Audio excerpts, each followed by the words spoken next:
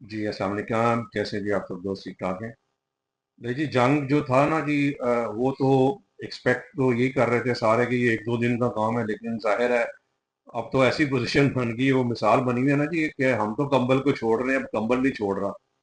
अब वो चिमट गए हैं इनको, तो ज़ाहिर है अब इसको उन्होंने अंडर एस्टिमेट किया था ईरान को, ऐसी बात तो नहीं है। और अल्लाह का शुक्र है कि वो इस वक़्त एक ताकत है, और वो जो भी है, जिस तरह भी है, वो अगर 10 उनको पड़ रही हैं, तो वो 2 मार भी रहे हैं और बड़ी टका के मार रहे हैं।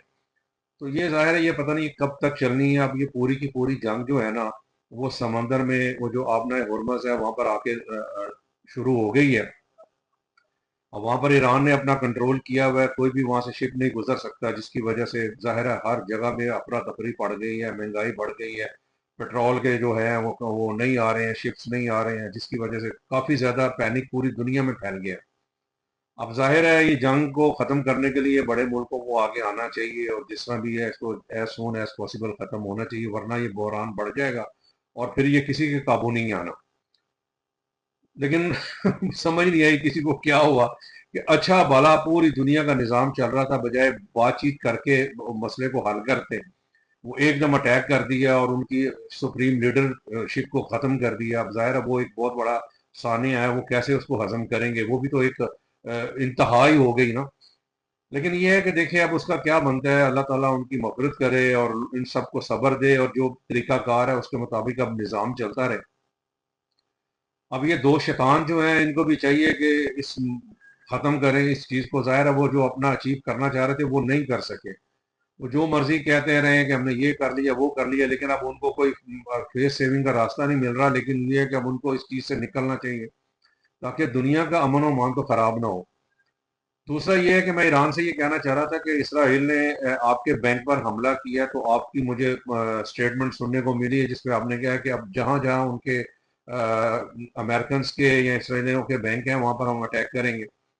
तो मैं आपसे ये रिक्वेस्ट करना चाह रहा था कि आप ऐसी गलती बिल्कुल मत करें, क्योंकि वो चाहते ही यही हैं कि आप उनके मुल्कों में अटैक करें, अपने जो आपके नेबरिंग कंट्रीज़ में हैं, ताकि फिर आपकी आपस में लड़ाई शुरू हो जाए और वो जान छुड़ा लें। तो आप बिल्कुल उनके झांसे में ना आएँ। आपने अटैक करना है तो उनके उनके मुल्क में उनके बैंकों में अटैक करें, ज़रूर करें, करने भी चाहिए। लेकिन यहाँ पर जो सऊदीया है, बहरीन है, कुवैत है और आपके यूएई है, मस्कत है, कतर है, इन पे बिल्कुल नहीं करें। हाँ, उन अड्डों पे ज़रूर करें जिससे वो जो अड्डे आपके इस्तेमाल आपके अगेंस्ट हो रहे हैं, बाकियों पे भी नहीं करना चाहिए। वो चाह यही रहे हैं कि आप आपस में ही उलझ जाएं सारे इस्लामिक कंट्रीज ना। तो आप मेहरबानी करके आप बिल्कुल इसको इस बारे में सोचें, उनकी सियासत में, उनकी चालों में बिल्कुल मत आए। आपने बिल्कुल अटैक उनके बैंकों में नहीं करना। आपने जो कुछ करना है उनके मुल्क में ही करना है। और एहतियात करें, मुसलमान कंट्रीज के साथ आपस में बिल्कुल ना उलझे।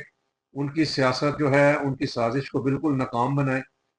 बाकी अल्लाह ताला हम सब का हाफिज और नासिर हो। ज़ाहिर है वक्त तो गुजर ही जाना है। ये लॉकडाउन जो हो रहा है इस वक्त, ये उस लॉकडाउन जैसा नहीं है जो हकीकी मायनों में कोविड में हुआ था। तो वो वक्त गुजर गया, तो ये भी गुजर जाएगा इंशाल्लाह। चलें, इसको शेयर करें, सब्सक्राइब करें।